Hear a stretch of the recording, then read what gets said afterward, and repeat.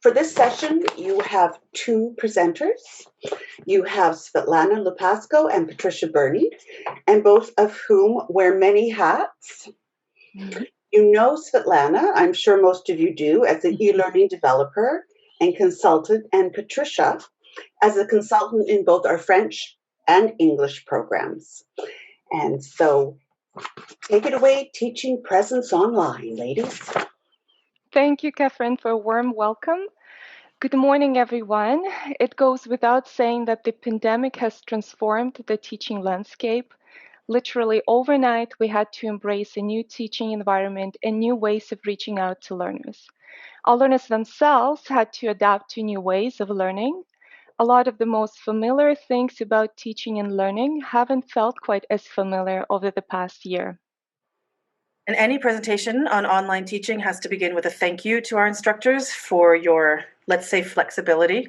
We know it's been and continues to be a learning curve for all of us. And we're hoping that this presentation will help you build on the learning you've already done. We know the tools are familiar by now, announcements, forums, etc. But our goal today is to highlight how these tools can be instrumental in developing a clear, consistent, and personalized presence in your online courses.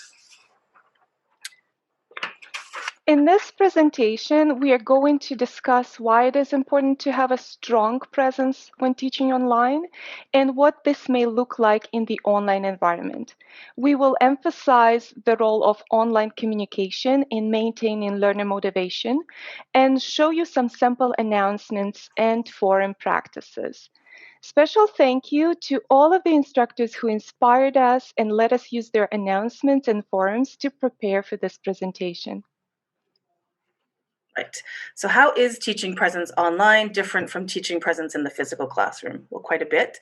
A lot of things that are relatively self-evident in a face-to-face class require more attention and maintenance, I think, in an online context. A teacher's presence in an online class, for example, isn't a static thing that can be established in one step.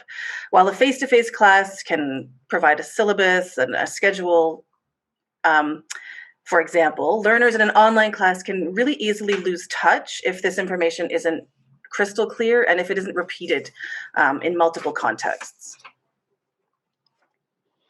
Your online teaching presence is not limited to the synchronous component.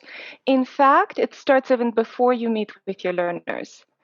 Learners in an online class spend a considerable amount of time working independently, and therefore instructors need to find creative ways to be present for their learners throughout the course.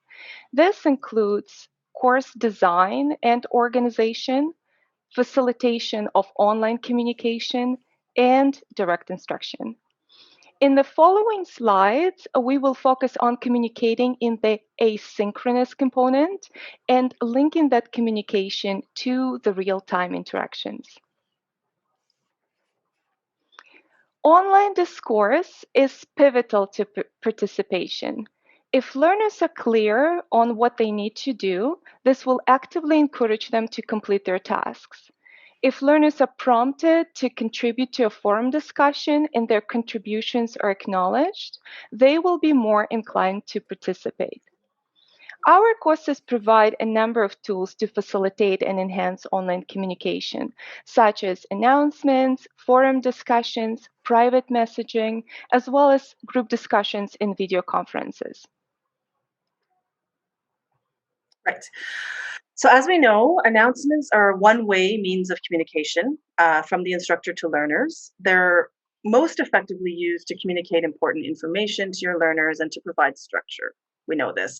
So we use them to welcome new learners and provide instructions, give a daily schedule or daily, weekly, depending on your own schedule, wrap up, summarizing and highlighting things that have happened in the class or will happen.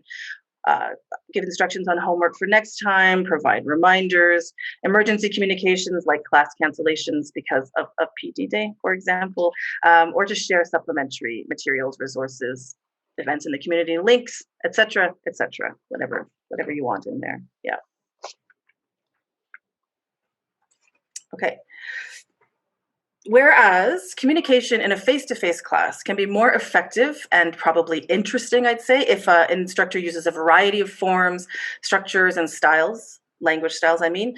Too much structural and stylistic variety can actually have the opposite effect in an online environment. I'm sure we've started to notice this by now, that online learners really thrive on repetition, much more than in a classroom, and benefit greatly from communication with a consistent and recognizable structure.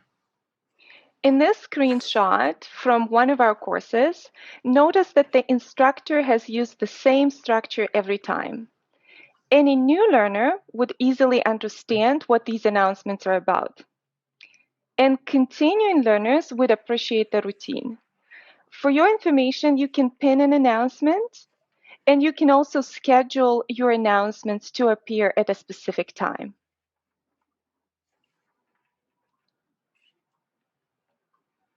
Right. Some of you have, I think, already received a version of this announcement. If you haven't, you will. This is just a bare minimum sample of a welcome announcement for new learners that could be used as it is, or could be absolutely be customized as well to include more information. We have to remember that learners in an online class need to be able to orient themselves as soon as they arrive in class. And because they often arrive outside of synchronous hours, an announcement like this really is crucial. Key information like this, it can't be repeated too often in an online context, and especially when we deal with continuous enrollment, continuous intake.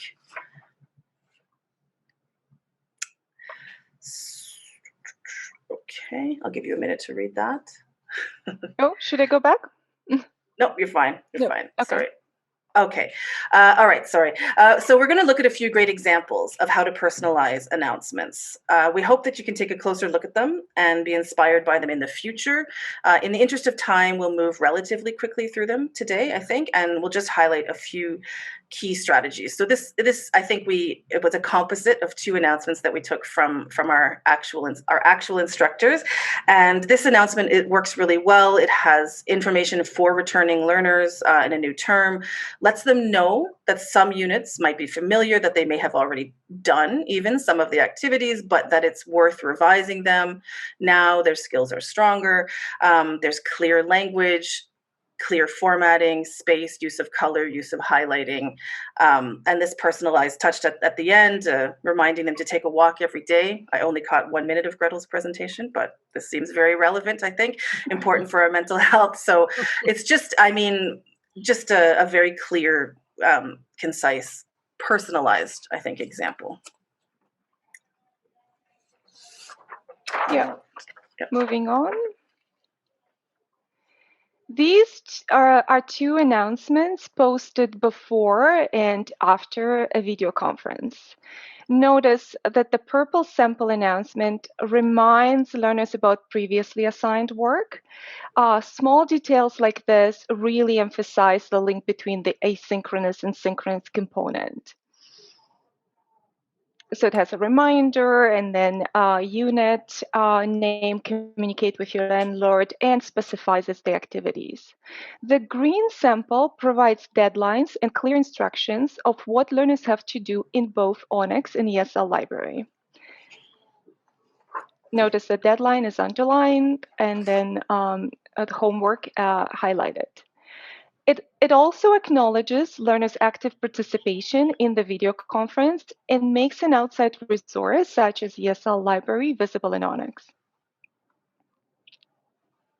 Just a few more moments for you to take a look at them. And moving forward. All right, so we have learned from 2020 and continue to learn from 2021 that life happens, unexpected things happen, and you may need to post an announcement to let your learners know about a class cancellation or schedule change. The purple announcement on the left there's only one purple announcement, but the purple announcement was posted in advance of a known class cancellation, like for today.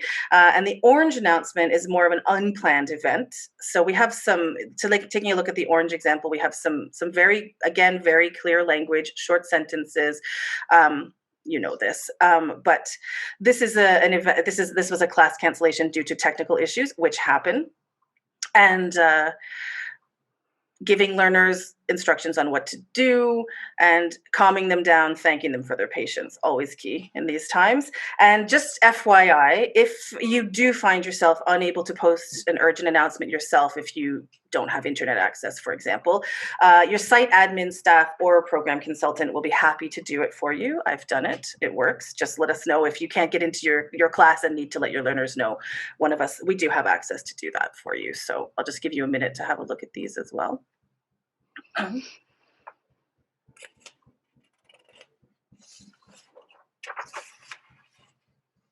And we will be sharing this presentation with you. So if you want to revisit some of these announcements or get inspired by them, you can certainly have another look at them.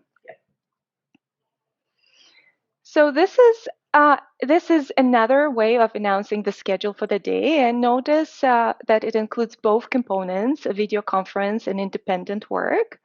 So if a learner is late to the session, they can still join and they will know what to do. And also the use of highlight is really helpful. Yeah.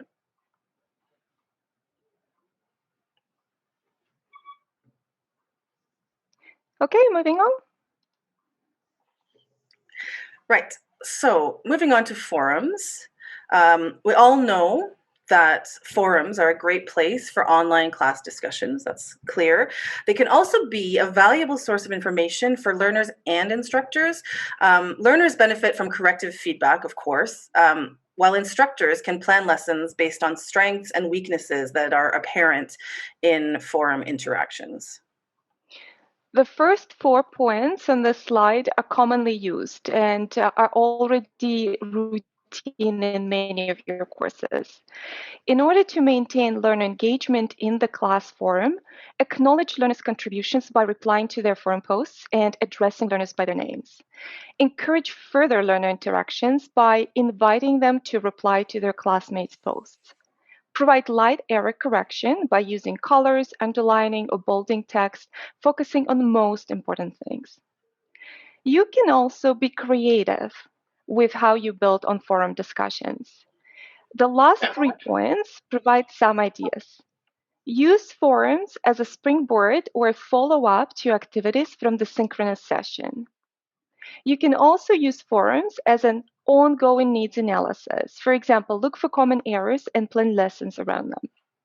Use forums for self or peer assessment, and many other things.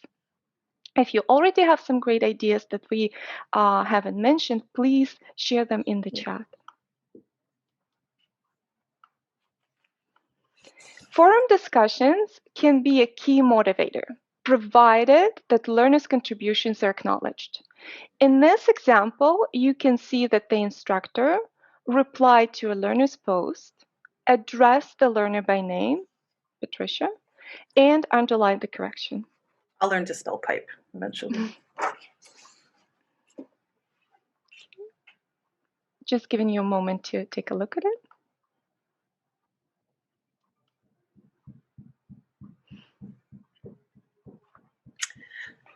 Okay, as we've said, nothing motivates learners more than direct acknowledgement by their instructor.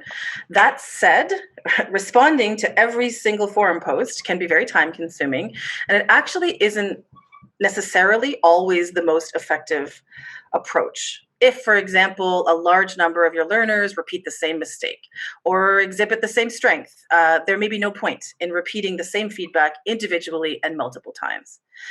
No point and no desire, I would say. In this sample forum post, the instructor provides a blanket response while still acknowledging individual contributions. We have references to specific learners and encouraging others to participate, gentle nudge for those who haven't done it yet, providing more detailed feedback on a forum discussion during the video conference, for example, instead of in the forum itself, or even basing a video conference lesson on this feedback, on feedback for the forums. It can be an effective and, crucially, a time-efficient way to engage your learners while explicitly linking the two course components. And it also can be the link is important because then you can't, if you can't follow in the video conference, if you haven't participated in the forum, it can give you the push to do so, right? But these blanket responses can be very useful for lots of reasons.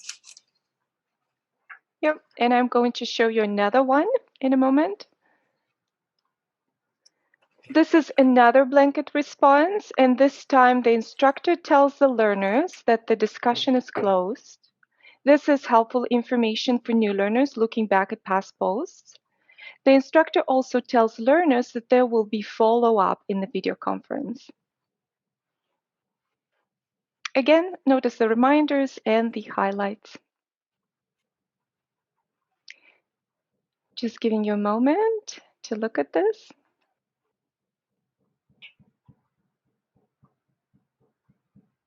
Okay, and this brings us to our final slide. And we'd like to conclude our presentation with the following points. A strong teaching presence online requires clear, ongoing, and regular communication with learners. Effective online instructors are present in more than just the video conference. Learners see them in the announcement for new learners, regular homework instructions, and forum feedback. For learners to benefit as much as possible from an online language course, the synchronous and asynchronous components need to be given equal importance, and there must be a meaningful connection between them. Thank you all for listening. We are looking forward to your comments and questions.